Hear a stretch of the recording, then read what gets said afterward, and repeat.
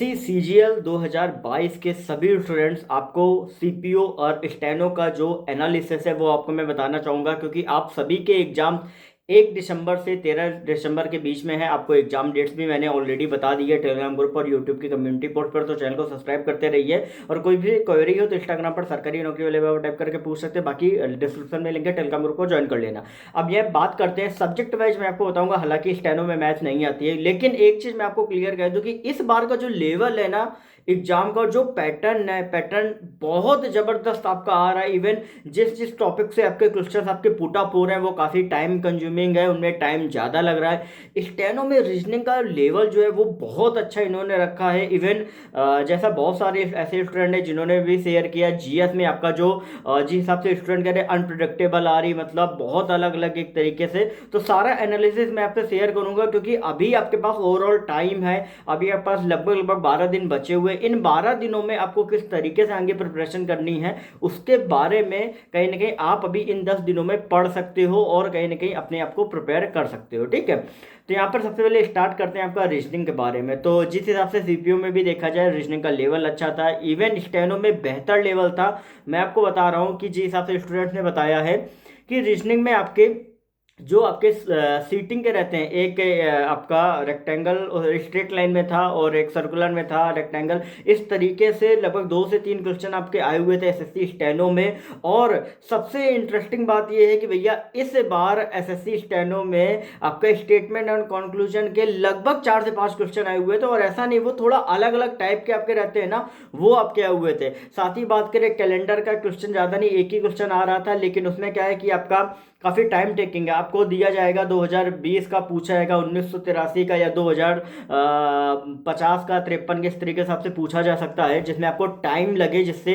ठीक है, बाकी आपका एक क्वेश्चन आपका हर बार आता है, और इस बार भी आपका आया था, जैसा आप देख सकते हो ए प्लस बी होता है, फिर ए माइनस बी, तो उसमें होता है ए प्लस बी, ए बी की पुत्री, ए माइनस बी, ए जो बी का पति है। इस तरीके से क्वेश्चन जो है वो आपका उसमें एक आया हुआ था। ठीक है, और इसके अलावा जो आपके सर्कल के थे, सर्कल और त्रिभुज के जो पहले क्वेश्चन आते थे, जो पूरे जोड़ने पड़ते थे कि कितने हैं, तो ये भी क्वेश्चन आपका पुटअप किया गया था एसएससी स्टेनो में। आई थिंक सीपीयू में भी आई थिंक आया हुआ था। और ब्लड रिलेशन का क्वेश्चन जो था वो आपका इजी था, उसमें कोई वो नहीं थी। बाकी अल्फाबेटिकल सीरीज भी आपकी आई हुई थी, और कहीं ना कहीं एक क्वेश्चन ऐसा था कि मैं आपको बताऊं कि आपके 3 डिजिट वाली आपको 3 डिजिट्स दी हुई थी और 3 सीक्वेंस में था, और तीसरी वाली लाइन बतानी थी, और ऐसे लगभग 4 से 5 क्वेश्चन आपके रिपीट हुए थे सेम इसी तरीके से, और उनमें अलग अलग कॉन्सेप्ट आपका लग रहा था। मतलब जिस हिसाब से देखा जाए कि आपको एसएससी ने पेपर ऐसे बनाया था कि अगर आपने अच्छे से तैयारी करी है तभी आप कर पाओगे। अगर आपको पहली बार वो क्वेश्चन ऐसा मिल रहा है,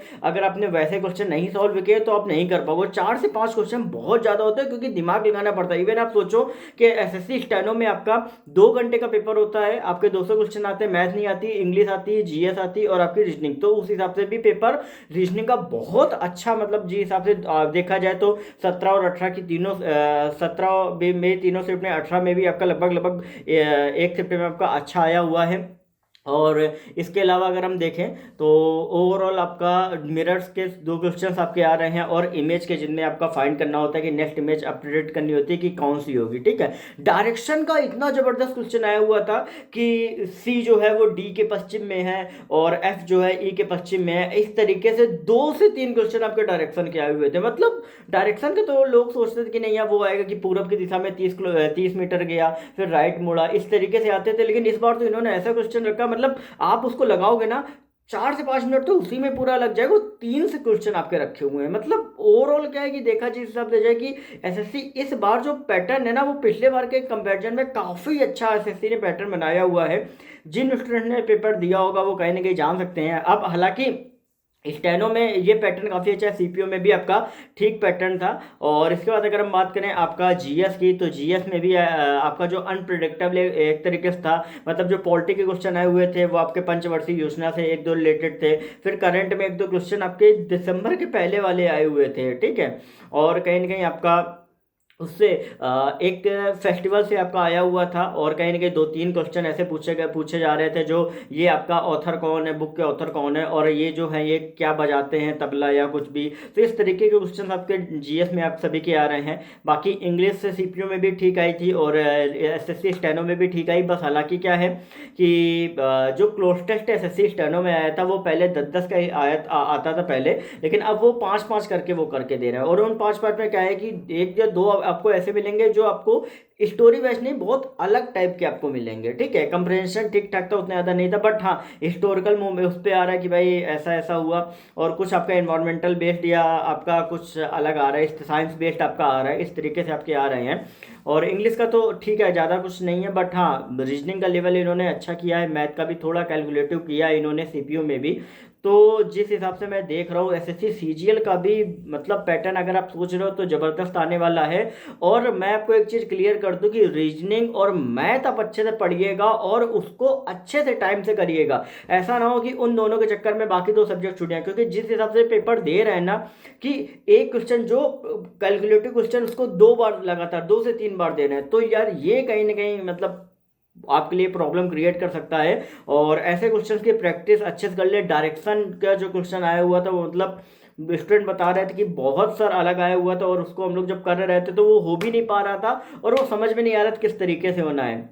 तो कहीं ना कहीं एसएससी ने इस बार पेपर का जो लेवल है वो आपका कहीं ना कहीं काफ़ी अच्छा किया हुआ है। तो आप सभी स्टूडेंट जो एसएससी सीजीएल के लिए अच्छे से प्रिपेयर कर रहे हैं भैया, अच्छे से देने जाओ। और बाकी अगर कुछ भी रहेगा तो वो मैं आपको बताता रहूँगा। चैनल को सब्सक्राइब कर लेना, टेलीग्राम ग्रुप को ज्वाइन कर लेना, और जैसे ही पहले दूसरे दिन का एनालिसिस आएगा आपको यहाँ पर बता दिया जाएगा। ओके।